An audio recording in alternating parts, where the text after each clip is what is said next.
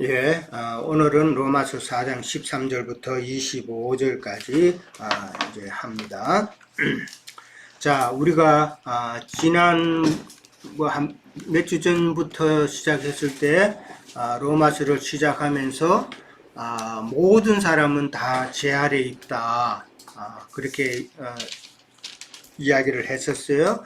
그리고 이제 3장 후반에 가면은 이제 하나님의 의에 대해서 이제 나오죠. 하나님의 의라는 단어가 이제 먼저 나옵니다. 그러면서도 5장에 가서도 5장 이후에 가서도 계속해서 그것이 이제 이어집니다. 그 하나님의 의에 대해서 계속해서 이제 나옵니다.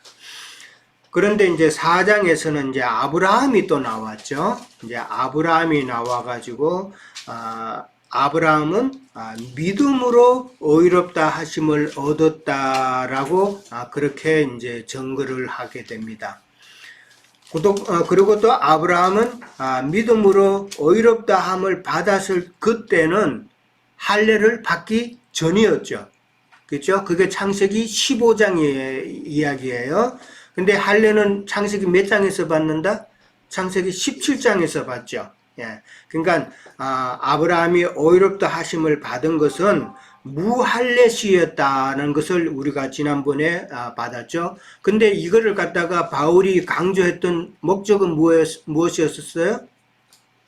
아브라함이 모든 믿는 자들의 조상이 되게 하게끔 한 것이죠. 예. 그러니까 무할례시라는 말은 할례 받지 아니한 모든 자들을 위한 것이잖아요. 그렇죠? 이방인들도 위해서. 그러니까 이방인의 믿음의 조상도 되고 한 그런 목적 때문에 아브라함은 무할례시에 의롭다 하심을 받았다라고 그렇게 우리가 지난번에 나눴어요.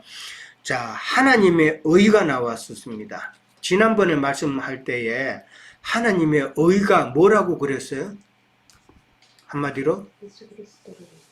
예수 그리스도라 그랬죠? 예. 하나님의 의라는 것은 예수 그리스도 자신이단 말이에요. 그러면은 우리가 하나님께서 우리를 의인이다 칭한다는 말은 그러면 무슨 말이에요? 그렇죠. 예수 그리스도 안에 있다라는 이 말이단 말이에요. 이걸 정확하게 이해를 하셔야 돼요. 하나님의 의라는 것은 하나님의 의는 바로 예수 그리스도 자신이고 하나님께서 우리를 의롭다 칭한다는 말은 우리가 예수 그리스도 안에 있다는 말이단 말이에요. 예, 이거를 정확하게 이해를 하시기 바랍니다. 그러니까 예수 그리스도 안에 있다라는 이 말은 너는 내 것이다라고 지금 도장 찍는다는 이야기죠. 예, 세상에서 더 이상 있지 말고 이제 나와서 너는 이제 내 것이니까 나를 따르라라는 이 이야기잖아. 너는 이제 내 안에 있다라는 것이죠. 그러니까 죄인이었던 나를 갖다가 믿음으로 이제 의롭다라고 그렇게 말씀하시는 것은 예수님께서 그 구속의 피로 나를 정결케 하셨기 때문에 그 나를 정결케 하신 예수 그리스도 안에 같이 이제 그 믿음 때문에 믿음으로 인해서 예수 그리스도 안에 성결하신 예수 그리스도 안에 같이 있게 되었다라는 말이 나를 의롭다 칭한다라는 것이었어요. 그러니까 이 내용을 정확하게 아시고, 근데 이제 오늘은 이제 13절부터 이제 아브라함의 이야기가 계속되면서 중요한 내용이 하나 나옵니다.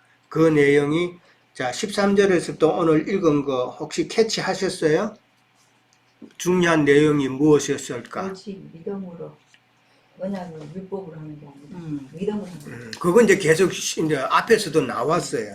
예, 하나님의 의라는 것은 믿음으로 의롭다 함을 받는다 그랬는데 오늘 13절부터 나오는 거는 상속자라는 단어가 나와요. 예, 이 바울이 아브라함을 지금 내세워서 말씀을 하시면서 왜 상속자라는 단어를 썼는가를 우리는 이제 염두에 두고 오늘 말씀을 이제 살펴볼 거예요. 13절로 넘어갑니다. 이제 시작합니다. 아브라함이나 그 후손에게 세상의 상속자가 되리라고 하신 언약은 율법으로 말미암은 것이 아니요 오직 무엇으로? 믿음. 믿음의 의로 말미암았다라는 거예요. 믿음의 의로 시작된 것이다. 믿음으로 시작이 되는 것이죠. 예, 그렇죠. 근데 여기 참 보면 세상의 상속자라는 말이 나왔어요. 여기서 우리는 상속 받을 게 세상이 아니잖아요. 그렇죠. 근데 여기는 세상의 상속자라는 말이 나왔어요. 그거야 당연히 아브라함이 할례 받기 전에 그 믿음은 그걸 이야기하시는 거지. 이 세상의 상속자는 이 세상은 우리가 사는 이 세상, 물질적인 세상을 이야기하는 건 아니에요. 그죠? 네, 이것은 아니고 이 세상 나라가 주와 그 그리스도의 나라가 되죠. 나중에. 그죠? 그 그리스도의 나라 천년 왕국이 되었을 때 그 새 세상을 이야기하는 거예요. 그러니까 그 새 세상의 상속자가 된다는 그 말인데, 그러니까 우리가 잘 아는 그 거룩한 성 새 예루살렘을 상속받는다라는 그런 이야기예요. 예, 그러니까 이걸 갖다가 세상의 상속자라 그랬는데 그 세상은 새로운 세상, 그것을 말한다라고 이해를 하면 돼요. 그러니까 이 상속자라는 말은 사실은 아브라함에게 약속된 것을 물려받는다라는 그런 의미예요. 그러니까 아브라함이 약속받은 거는, 상속받은 거는 뭐예요? 가나안 땅이죠. 예, 가나안 땅이다. 가나안 땅은 누구를? 예수 그리스도잖아요. 그렇죠? 예수 그리스도의 그 10년간의 정신세계에 우리가 들어가는 것을 이제 말하는 것인데, 다윗이 이스라엘 땅에 왕국을 세웠죠? 그쵸? 처음에는 온 이스라엘의 왕이 됐는데, 몇 세 때 됐어요? 30세 때 됐어요. 다윗이 가나안 땅의 모든 족속들을 다 멸하고, 마지막에 블레셋까지 다 멸하고, 이스라엘의 왕이 되었을 때가 30세 때예요. 그것은 다윗이 가나안 땅에서 왕국을 세운 것은 어디까지나 모형이죠. 무엇에 대한 모형이에요? 거룩한 성 새 예루살렘에 대한 모형이단 말이에요. 그 모형을 이야기하는데, 오늘날 유대인들은 이걸 그대로 믿고 있죠. 그 이스라엘 땅에 예루살렘 성에, 예루살렘 지역에 뭐가 세워지기를 기다리고 있어요? 물질적인 성전이 세워지는 것이 그 사람들의 그 고울이란 말이에요. 그러니까 다윗이 세웠던 그 왕국을 다시 재건하고자 한다는 그 내용인데, 그런데 성경에서는 뭐를 이야기한다고요? 거룩한 성 새 예루살렘 성을 세우는 것을 이야기하고 있는, 어디까지나 다윗의 왕국은 그것에 대한 예표단 말이에요. 그런데 유대인들은 그 비밀을 모르고 아직도 예루살렘 땅에 성전 짓는 것이 그들의 목표가 되어 있단 말이에요. 성경을 잘못 이해한 것이죠. 자, 이게 언약이라고 나왔어요. 자, 우리가 지난번에 아브라함을 통해서 배웠을 때에 언약은 몇 번? 두 번이었죠. 첫 번째 15장에서의 언약은 첫 번째 언약인데, 그때 그 언약을 맺었을 때는 중요한 내용이 뭐냐 하면은 내 백성이 되게끔 한다는 거였어요. 15장에서는 첫 언약을 맺었고 내 백성이 된다는 이야기예요. 그러면서 무슨 이야기를 하냐면은 네 후손이 애굽에서 400년 동안 있다가 나올 것을 이야기하고 있어요. 이제 그건 이제 세상에 있다가 이제 강약 교회 생활로 나오는 것이죠. 그걸 이야기하고 있다. 그러니까 내 백성이 되는 초기 단계를 이제 이야기하고 있고, 그 다음에 17장에 가서 두 번째 언약을 이야기할 때는 무슨 이야기를 하냐면은 후사 이야기를 한단 말이에요. 내 기업이 되게 할 것이다 라고 그랬어요. 그러니까 상속자가 되게 한다는 이야기죠.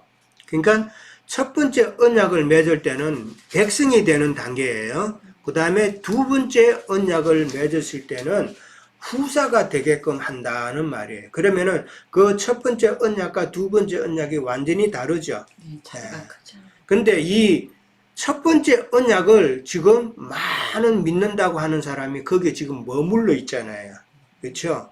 그러니까 예수의 십자가만, 구속만 중요하고, 그 다음에 내가 의롭다 함을 입었다라는 여기에만 지금 관심을 가지고 있단 말이에요. 근데 성경에서 말하고자 하는 것은 어디까지 간다? 후사가 되는 것까지 간다는 것을 지금 이야기하고 있다는 것을 우리는 잘 알아야 됩니다. 자, 오직 믿음의 의로 말미암았다 그랬는데 믿음으로 시작이 되는 것이죠. 그 다음에 이제 세상의 상속자가 된다는 말은 결국은 이제 가나안 땅을 즉 예수 그리스도를 상속받는다는 의미고, 그 다음에 아브라함은 열국의 아비가 되죠. 열국의 아비가 되고, 그 다음에 아브라함의 신앙을 따르는 많은 그 후사들은 뭐가 된다고요? 유업을 이을 자가 된다라고 그랬죠. 갈라디아서 3장 29절 찾아봅니다. 갈라디아서 3장 29절.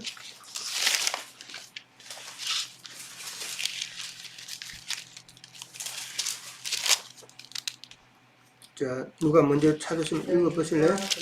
너희가 그리스도의 것이면 곧 아브라함의 자손이요 약속대로 유업을 이을 자니라. 그렇죠. 그게 뭐라고 나왔어요? 약속대로 유업을 이을 자니라 그랬어요. 너희가 그리스도의 것이면이라고 그랬죠. 아까 의롭다 칭함을 받았다는 말이 이 말이죠. 의롭다 칭함을 받았다. 즉 그리스도의 것이면 곧 아브라함의 자손이요 약속대로 유업을 이을 자다라고 그렇게 나옵니다. 유대인들은 아브라함이 자기네들의 그 조상이라고 생각하고, 그 다음에 자기네들이 율법을 소유했기 때문에 자기들이 상속자라는 생각을 가지고 있죠.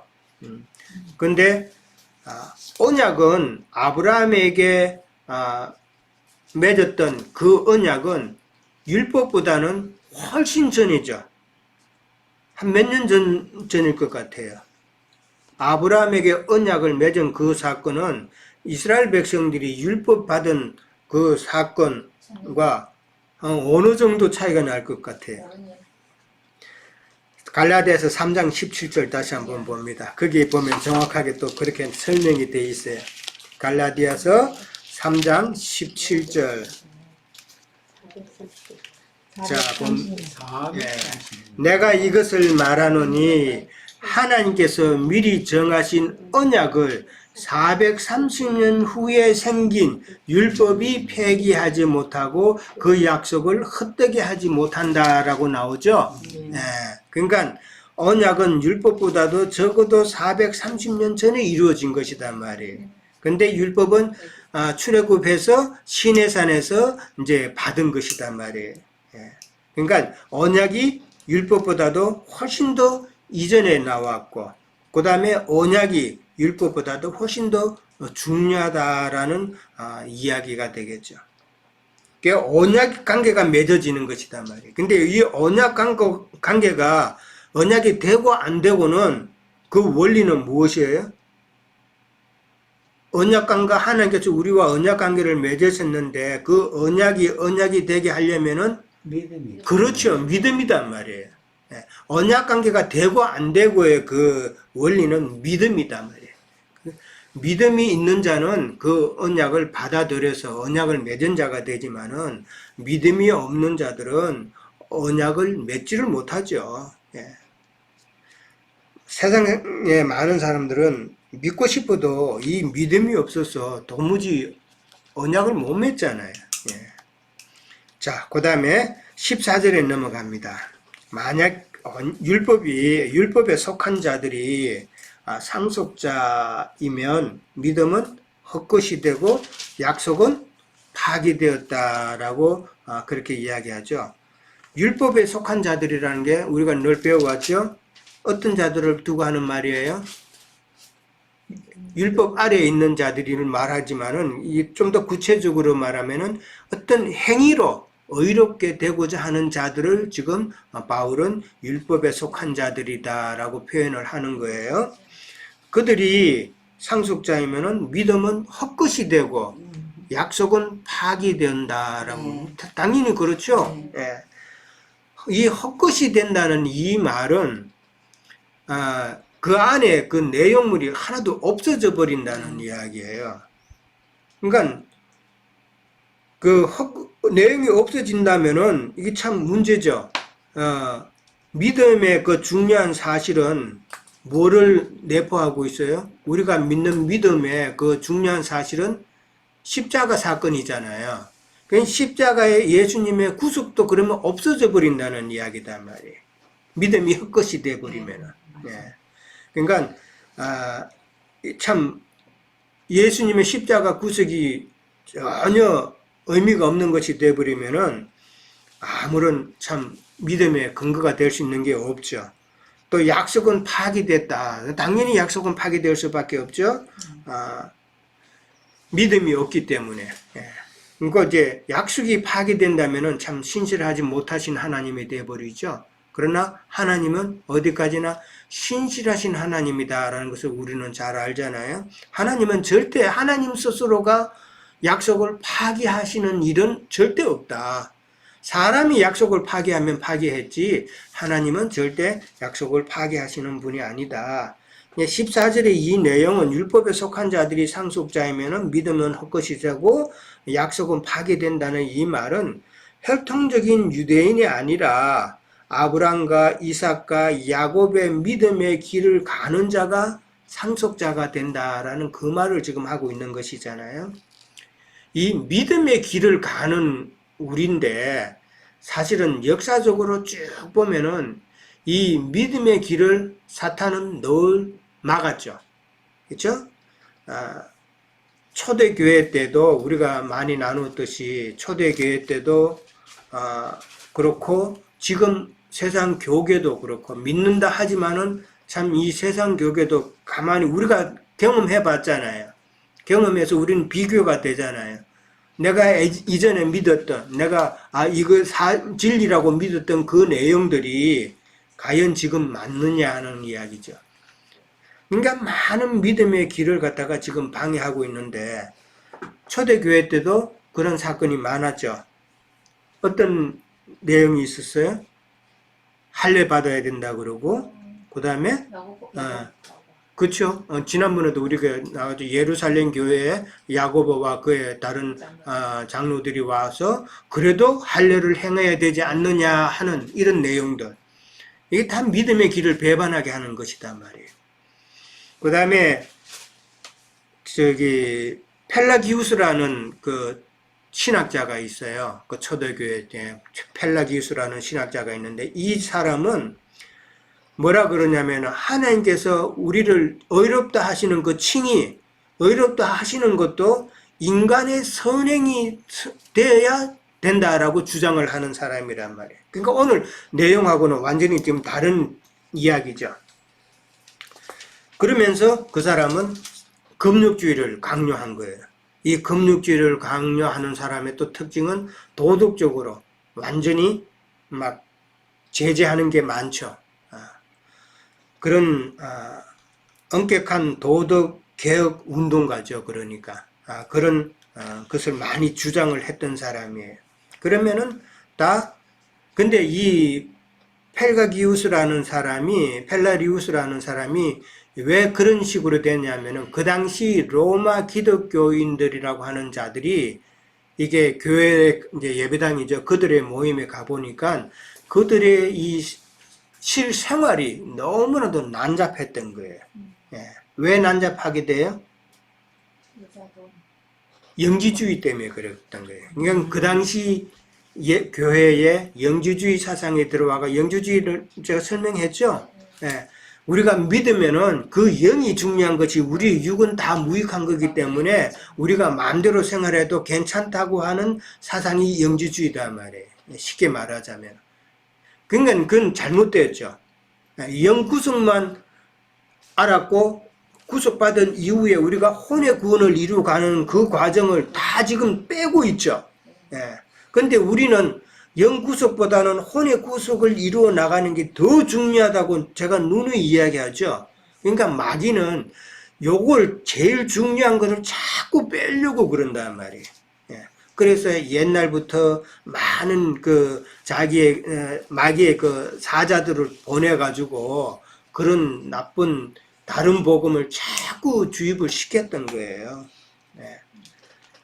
그러니까 초대교회 그런 많은 영주주의자, 그 다음에 율법을 행해야 된다, 뭐 할례를 행해야 된다, 그 다음에 선을 베풀어야 된다, 그 다음에 많은 철학자들이 하는 그런 이야기들, 그 다음에 좀 중세로 넘어오면은 켈빈의 그 5대 교리라든지, 뭐 조직 신학이라든지, 예정론이라든지, 각 교단마다 또 신학이 또 막 번져나죠. 교단이 나눔에 따라서 교단마다 신학이 막 생기고, 또 최근에 들어서는 뭐 구원파나 그 다음에 또 신천지나 이런 말씀을 좀 깨달았다 하는 자들이 자기의 욕심 때문에 사람을 모아서 자기 왕국을 세웠잖아요. 근데 사람들이 또 그게 또 많이 끌려간단 말이에요. 다 자기 욕심을, 그 사람의 그 욕심, 그러니까 이단인지 아닌지 그거 판별하는 방법 중에 옛날에 한번 말씀드렸죠? 네. 여자 문제가 있냐 없냐 그거 봐야 돼요. 근데 신천지 이만희 여자 문제 복잡하죠? 예. 요즘 SM인가? 뭐 거기 보면 여자 문제 참 복잡하죠? JMS. 예. 그 다음에 또 특징은 돈을 많이 자꾸 강조하는 모임. 예. 이것도 이단이단 말이에요. 예. 그런 의미에서 보면 세상교회도 사실은 이단인 거예요. 자, 그 다음에 넘어갑니다. 근데 참 이런 거 보면은 마귀도 이 메뉴를 참 바꿔가면서 공격하죠. 예, 자꾸 바꾼단 말이에요. 예. 자, 15절에 넘어갑니다. 율법은 진노를 이루게 하나니 율법이 없는 곳에는 범법도 없다. 참 당연한 말이죠. 율법이 없는 곳에는 죄를 범함도 없죠. 왜 이 말은 무슨 말이에요? 교통법규가 없으면은 내가 100마일을 달려도 나를 구속할 아무런 근거가 없죠. 예, 마찬가지단 말이에요. 율법이 없으면은 이 사람을 정죄할 그런 이유도 아무것도 없다는 말이죠. 근데 율법은 진노를 이루고 한다고 그랬어요. 왜 진노를 이루어요? 아무것도 이룰 수가 없기 때문에 그런 것이죠. 예, 아무것도 이룰 수가 없다. 신명기 28장 58절에서 68절에 한번 나중에 찾아보세요. 거기에 보면은 율법을 지키는 자들을 정죄하는 내용이 나와요. 신명기 28장 58절에서 68절. 거기 보면 참 많은 내용이 나오는데 한번 볼까요? 예. 신명기 28장. 세상 법이 신명기에서 나온 것 같아요. 그렇죠. 신명기 성경을 통해서 세상 헌법이 다 나온 거니까 신명기 28장 58절에서 68절. 좀 길죠? 네. 자, 58절 보면은 네가 만일 이 책에 기록한 이 율법의 모든 말씀을 지켜 행하지 아니하고 하나님 여호와라 하는 영화롭고 두려운 이름을 경외하지 아니하면 여호와께서 네 재앙과 네 자손의 재앙을 극렬하게 하시리니 그 재앙이 크고 오래고 그 질병이 중하여 오래일 것이며 여호와께서 네가 두려워하던 애굽의 모든 질병을 네게로 가져다가 네 몸에 들어붙게 하실 것이요. 이 참 재앙이 끝이 없는 것이죠. 예. 그 계속해서 뭐 64절에 가면은 뭐 만민 중에 흩을 것이고, 그 다음에 65절에 가면은 네가 평안함을 얻지 못하고, 그 다음에 65절 그 후반에 가면은 눈이 쇠하게 되고 정신을 산란하게 한다라고 그랬어요. 예, 정신 없는 거죠. 이 말은 무슨 말이에요? 세상에 우리가 너무 빠지면은 사실 정신 없죠. 예, 정신 없이 사는 거예요. 예, 참 우리가 그리스도 안에서 참 잠잠한 생활, 예, 참 귀신 들린 자들이 두 무덤 사이에서 왔다 갔다 했다 그러잖아요. 예, 근데 예수님께서 그 귀신을 쫓아내니까 잠잠했다 그랬죠. 예, 두 무덤이 뭐예요? 세상과 종교잖아요. 예. 세상 살면서 종교 생활을 하면서 세상 바빴죠. 우리가 그런 삶을 살았잖아요. 예. 그런 바쁜 삶을 사는 것에서 이제는 참 진리의 영을 받아들여서 예수님께서 그 귀신을 쫓아낸 것처럼 우리 속에 이런 분주한 것을 다 쫓아내야 된다라는 것이죠. 그래서 참 온전한 영으로 그렇게 참 잠잠한 그런 복잡하고 그렇게 바쁘게 사는 것보다는 참 하나님 말씀 앞에 앉아서 말씀을 상고하는 그런 시간이 많아야 되는 것이에요. 자, 그래서 고린도 후서 3장 9절에 가면은 바울은 뭐라고 말했냐면은 율법 받은 모세의 직분을 갖다가 정죄의 직분이다라는 표현을 써요. 예. 모세의 직분은 무슨 직분? 정죄의 직분이다라는 것이죠.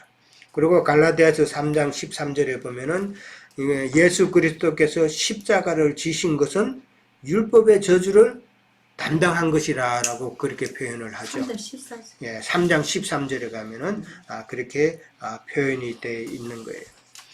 자, 16절만 하고 마치도록 합니다. 16절. 그러므로 상속자가 되는 그것이 언혜에 속하기 위해서 무엇으로 된다고요? 믿음으로 되나니 이는 그 약속을 모든 후손에게 굳게 하려 하심이라.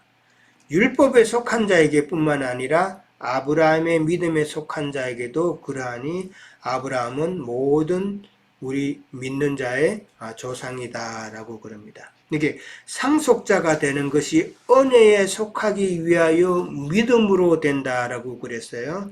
그러니까 상속자가 되는 약속은 은혜와 믿음으로 된다는 것이죠. 예, 은혜와 믿음으로 상속자가 된다. 여기 믿음으로 된다 그랬는데 이 믿음으로라는 전치사가 있어요. 예, 믿음으로라는 이 전치사는 보통 디아라는 전치사가 있고 그 다음에 에크라는 전치사 두 가지가 있어요.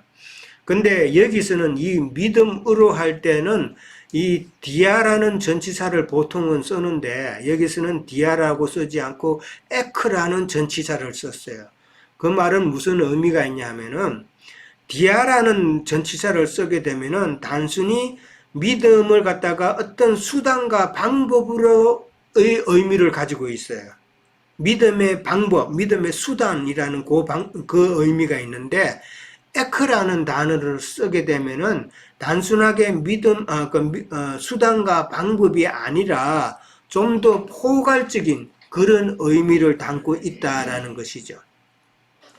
수단과 방법이 아니라 좀 더 포괄적인 의미라고 하면은 믿음의 결과까지도 포함한다는 그런 이야기예요. 자, 우리가 믿음을 이야기할 때 믿음으로 믿음에 이르게 한다고 그랬죠. 그러니까 첫 언약의 그 믿음을 시작해서 그 다음에 둘째 언약의 믿음까지 우리는 완전하게 나가야 되죠. 그죠? 그러니까 여기서 믿음으로라는 이 어로는 둘째 언약, 둘째 믿음까지 포함하는 그런 전치사다라고 이해를 하시면 돼요. 그러니까 상속자가 되기 위해서는 첫 언약의 믿음 가지고는 안 된다는 이야기가 되죠. 네. 두 번째, 완전한 믿음까지 들어가는 그 믿음을 소유한 자라야 우리는 상속자가 된다라는 말을 지금 하고 있는 것이다라는 것이죠. 자, 그 다음에 그 모든 후손에게 굳게 하려 한다 그랬어요. 이 굳게 한다는 말은 유효하게 한다는 말이죠. 근데 모든 하나님께서 우리와 맺으신 그 언약은 우리가 은혜와 믿음으로 되는 것인데 그 후손에게 그렇게 한다 그랬어요. 근데 그 후손을 갖다가 지금 설명해 놨죠. 율법에 속한 자에게 뿐만 아니라 아브라함의 믿음에 속한 자 두 부류를 지금 이야기했죠. 근데 여기서는 율법에 속한 자라는 말이 또 혼동스럽게 나와요. 상속을 받을 수 있는 거는 아까 14절에서 반드시 이제 나왔었죠. 14절에서 율법 아래에 있는 자들은 상속자가 될 수 없다라고 분명히 이야기했죠. 네, 분명히 이야기했는데 여기는 율법에 속한 자뿐만 아니라 아브라함의 믿음에 속한 자 두 부류를 지금 이야기했단 말이에요. 그러면 이 앞에 율법에 속한 자는 그리스도의 율법. 아니 온전하게 되는. 뭐 그리스도 율법에 속한 자라고도 볼 수 있지만은 여기 이제 유대인들을 이제 두고 하는 이야기이기 때문에 여기서는 믿는 유대인들을 두고 하는 이야기다. 믿는 유대인들을 두고 하는 거예요. 율법 아래 있는 믿는 유대인들도 율법 아래 있는 자들이었으니까 믿는 유대인들을 말한다라고 그렇게 이해를 하시면 돼요. 그리고 이제 아브라함의 믿음에 속한 자는 당연히 아브라함의 믿음을 따르는 이방인들을 두고 하는 말이죠. 그렇게 보면 된다. 자, 은혜와 믿음으로 참 상속자가 된다 그랬는데, 은혜, 믿음으로 우리가 은혜에 들어가죠. 그렇죠? 믿지 않으면 우리는 하나님의 은혜에 못 들어간다며. 믿음으로 은혜에 들어가는데, 근데 또 은혜가 없으면은 우리가 믿고 싶어도 못 믿죠. 예, 은혜와 믿음의 그 상관관계를 지금 설명하는 거예요. 은혜가 없으면은 깨닫고 싶어도 참 깨닫지를 못한단 말이에요. 이 믿음 생활을 계속해 나가고 싶어도 못 깨달으면은 힘들죠. 언니를 넣어야 예. 되는 거죠. 은혜가 없으면은 안 된다. 그래서 우리에게 있어서는 우리가 신앙생활 할 때에 참 중요한 것은 믿음을 유지하려면은 은혜 안에 있어야 된다. 이 은혜 안에 있다는 뜻이 뭐예요? 하나님 그 말씀 안에 말씀 안에 있어야 된다. 예. 은혜의 그 실체인 은혜의 그 뜻이 우리가 잘 알죠. 임금님이 아주 가난한 사람의 그 문도 낮아가지고 고기를 푹 숙여야 되는 그곳에 임하는 것이 은혜잖아요. 그렇죠? 그러니까 우리의 제약된 심령에 하나님께서 임하시는 것이 은혜잖아요. 그러니까 하나님께서 임하신다는 건 뭐예요? 하나님의 그 말씀이 로고스의 말씀이 아니라 레마의 말씀이 우리 안에 들어오는 것이 은혜잖아요. 그러니까 하나님의 은혜에 우리가 늘 있어야 그하여야 우리가 온전한 믿음을 유지해 나간다라는 것이죠. 그 모든 후손에게 믿음을 굳게 하려 한다고 그랬어요. 굳게 해야 믿음이 굳게 되어야 이게 끝까지 갈 수 있단 말이에요. 자, 성경에 보면 하갈과 사라가 나오잖아요. 하갈은 율법이요 종교를 상징한단 말이에요. 그러니까 율법이요 종교적인 신앙생활을 하면은 하갈의 신앙생활을 하는 것이고, 사라는 은혜를 예표하는 것이다. 그러니까 우리는 은혜로 신앙생활을 해야 된다라는 것을 설명하는 거예요. 첫 시간은 여기까지 하도록 합니다.